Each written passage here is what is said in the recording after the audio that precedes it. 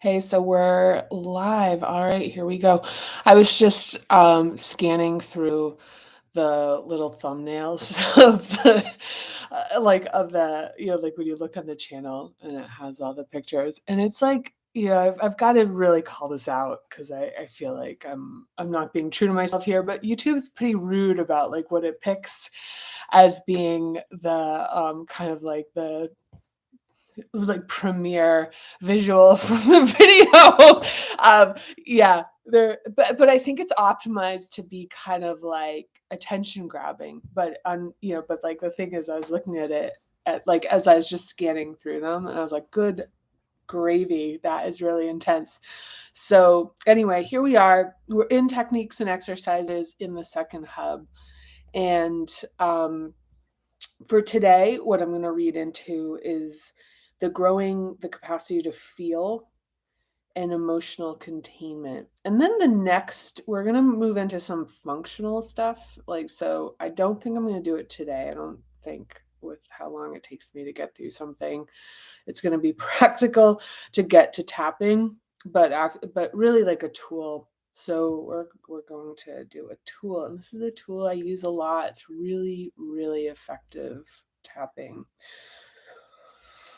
Very specifically, and I so here we go, digression here, but one of the things about using tapping as a tool is like like central to it is the mantra of that, for basically, even though I have discomfort and pain, that I deeply and completely accept myself. So it's the repetition of this I deeply and completely, like even though I deeply, and even the thing is like emotional, even though I'm feeling a certain way, that I deeply and completely accept myself. And it's like going through that exercise, and whatever the impact is of the tapping, the connection between like really reinstating that. And that, like why I was thinking about that recently was how that really speaks to the central tenet of parinama, or one of them, which is really about being on our own side. Like, so eliminating the like kind of the adaptations and the internalized voices and belief systems that have us not assuming positive intent with ourselves. So that's just super practical. So it involves the physical and also like part of the cognitive. So I'm going to read a little bit here. So growing the capacity to feel. I'm trying to remember to look in the camera, because I think one of the things is I kind of like wind up sort of like looking around.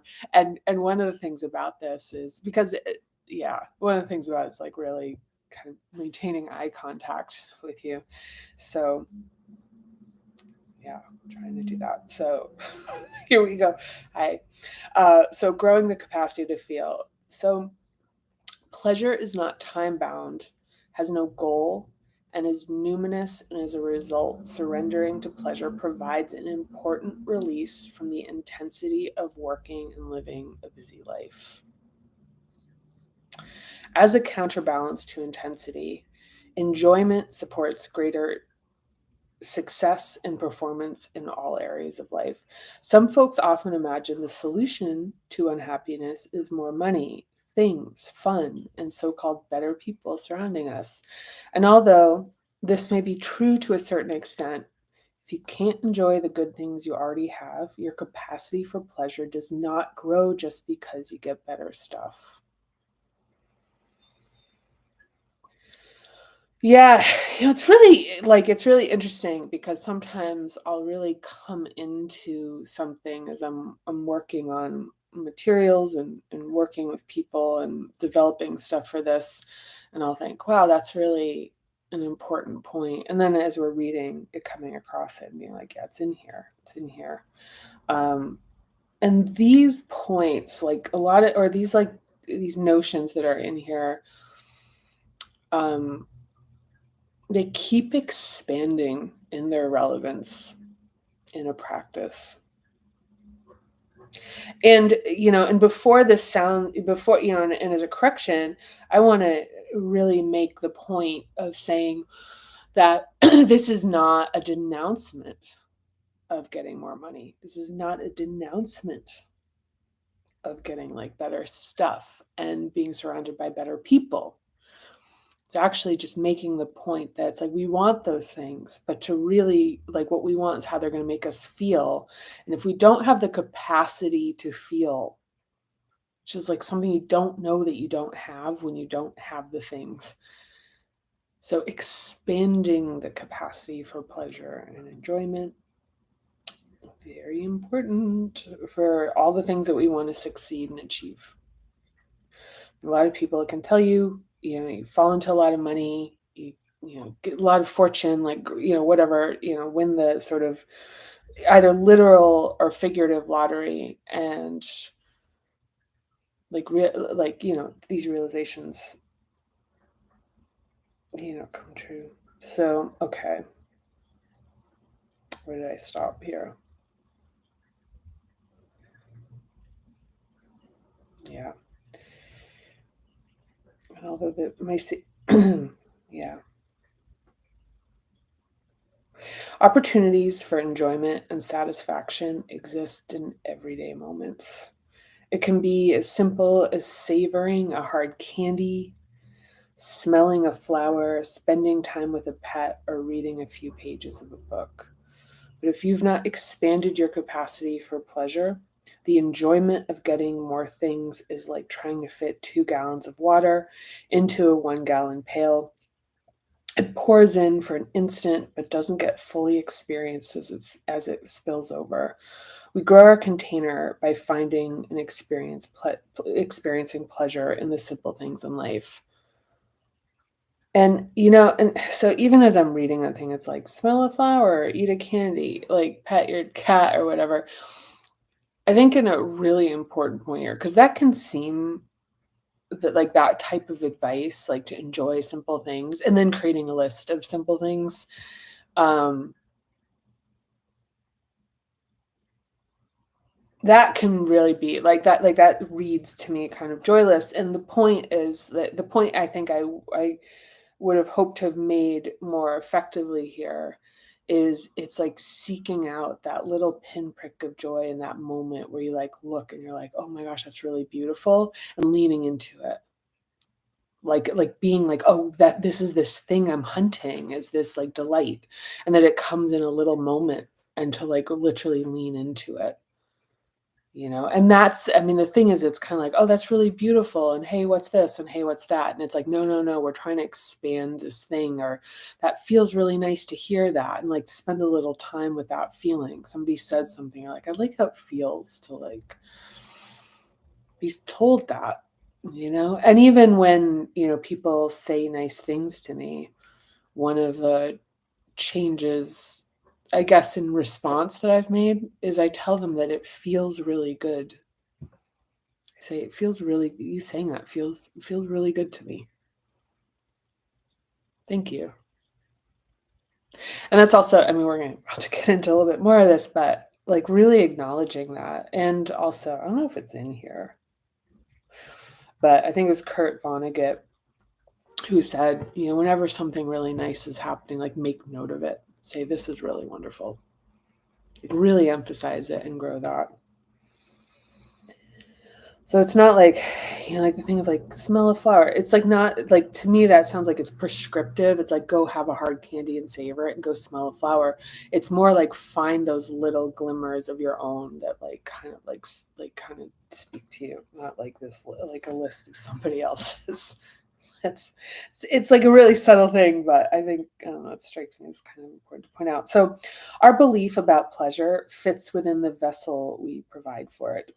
Psychologist Gay Hendricks writes in The Big Leap about what he calls our zone of genius and how to expand it to contain greater feelings and capacity for living.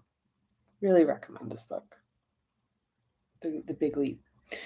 The limits on our zone of genius, according to Hendricks, can be explored by asking the following questions.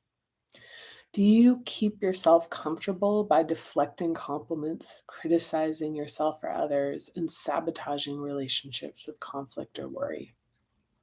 So back to this thing, somebody says something nice, you go, "Oh, no, no, you're great." It's like, "No, it feels really nice. Thank you." Um, when you imagine yourself feeling good all the time, what objection pops up in your head? Take that for a beat. Is it irresponsible? Is it irrational? Like, why? Like, and so the thing is, it's not that we are going to feel good all the time, but why do we believe that we couldn't? Is it your worry and foresight? What is it? Your worrying and foresight that keep is that wait it here we get this. I'll get it right the third time. I'm like, is it that your worrying is foresight and keeps problems from occurring? Keep thinking I'm gonna find a typo, but I think my editors and my proofreaders are too good. Who knows? Maybe. Um, so is it that your worrying is foresight and keeps problems from occurring? And this is something gosh, these are super topical. They've been, like, top of mind recently, and one of them is when I was in a conversation with somebody yesterday, and I said, "One of the greatest hustles that anxiety, um, has going is that there's a sense that there's even a particle of it that it has, like, a very strong function, like, like, it provides a value." And worrying's the same thing. Like, that's the hustle, is that, like, anxiety actually, like, has a function, and that we're like, "Oh, this anxiety is actually making sure that it's keeping problems from happening." I'm not gonna state the obvious about whether that works or not. Okay, is it that criticism drives improvement? Oh, reading that on like, right now. Is it that criticism drives improvement? Is it that deflection is a sign of humility? Oh, oh god, these are so potent. Is it that you have high standards in relationships, family, and you are unwilling to compromise on them?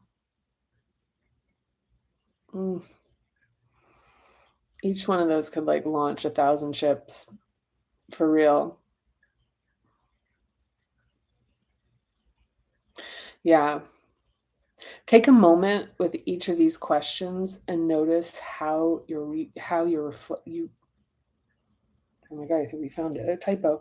And notice how you reflexively respond. Hooray! We did it together. Okay, these beliefs cannot be used discriminately. They either affect all of your life or none of it. Being conscious, bringing conscious evaluation to these helps release their grip. So this is on page 108. And if you have the book, I strongly recommend taking some time with these and journaling, like basically responding to them. And either defending them, if you feel like you wanna defend the truth of it, like, defend it, but speak back to it, like, having a is it that criticism drives improvement? Well, here's the thing, blah, bitty, blah, bitty. And one thing I will say as a, Parinama practitioner myself, that one of the things about this process and the transformation that it represents is that there are adaptations that begin to feel like they are like load bearing walls of our identity, that they represent our superpowers.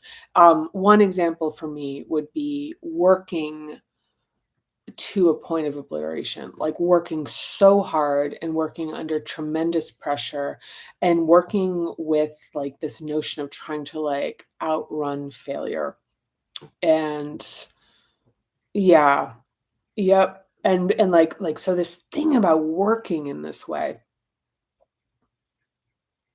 Now that I really like myself, that is not available.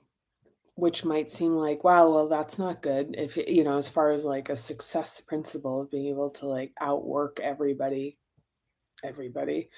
Um, but there's something actually that I'm actually gonna go a little esoteric here, which is that, in a, like, kind of like the wage world, even if it's like like anything that's time-based wage, like hourly wage, annual wage, hourly wage, see, they seem like they're, like, very different, but they have the same principle, which is then hours and hours and hours an hour, like, in terms of the value of like, in a sense of, like, what you do, which distorts us from something that is a bit more true, which is that there are very potent times where we have very strong ideation and are incredibly productive, and then there are times where we're kinda, like, not. And driving against the knot, generally for me, wears a groove where I become less potent. There's less ability for me to really ideate and execute in ways that are, like, really effective. So versus, like, rather than having, like, an ocean of, like, pretty good work, it's like having like the diamond of just, of like really of something that's really special and differentiated. So the point I make is that criticism, like my inner criticism, whether it's subconscious, I wasn't really a person that was like, had like a loud inner voice that was like mean to myself. Actually, I had more of an externalized critic, but that mechanism isn't available for me, but there's like a different way. And to call it better is like it's like there it doesn't even cover it. But anyway, we're not there yet. Let's keep going. So emotional containment. So yeah, spend a little time with these questions.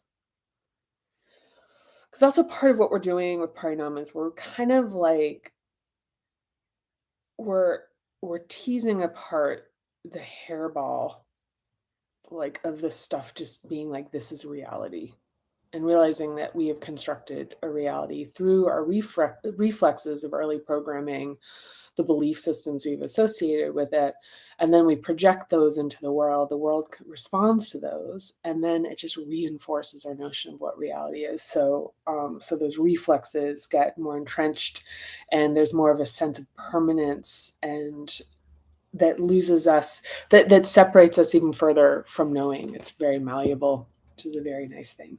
Okay, emotional containment. If your early development involved enmeshment and contagion, you may have learned that entering the same emotional state as someone else is how to support that person. A byproduct of interruption in the second hub is believing you must match someone's outraged or strong emotions to demonstrate your solidarity. Holding space and maintaining your boundary is a mature way to be in the presence of someone who is experiencing strong emotions. Since folks feel betrayed when their anger is not being mirrored, likely a throwback to very early experiences lacking attunement. Some folks feel betrayed, rather. Some folks feel betrayed when their anger is not mirrored, likely a throwback to very early experiences lacking attunement. But healthier relationships are possible when this response is better understood and addressed with consciousness and emotional literacy practices. However, keep in mind that many folks without emotional boundaries may interpret maintaining one as aloofness, detachment, and even disloyalty.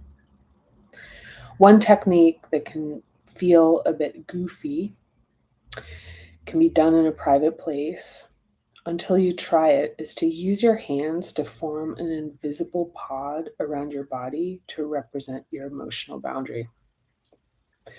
Sense how your emotions are happening within the pod and view others' intense emotions with the appropriate amount of presence, but stay aware that you're safe within your pod. If the pod feels invaded, find a way to distance yourself, perhaps by stating that the intensity extends past your capacity or by physically leaving the situation. For example, I was shopping with a friend recently and she became tired, hungry, and aggravated. I started to feel overwhelmed by her. So I stepped into the store's bathroom and formed an invisible emotional boundary using my hands. When I returned to shopping with her, I felt immediate relief and began to enjoy myself as she complained. I heard her from inside my pod, but didn't feel my own emotions being invaded. True story. Yeah. True story. That is.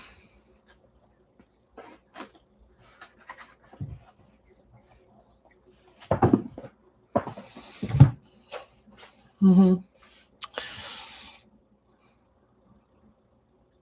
Yeah. I think it really is worth, I don't know, maybe mentioning that it's like, one of the things about being tired and being hungry,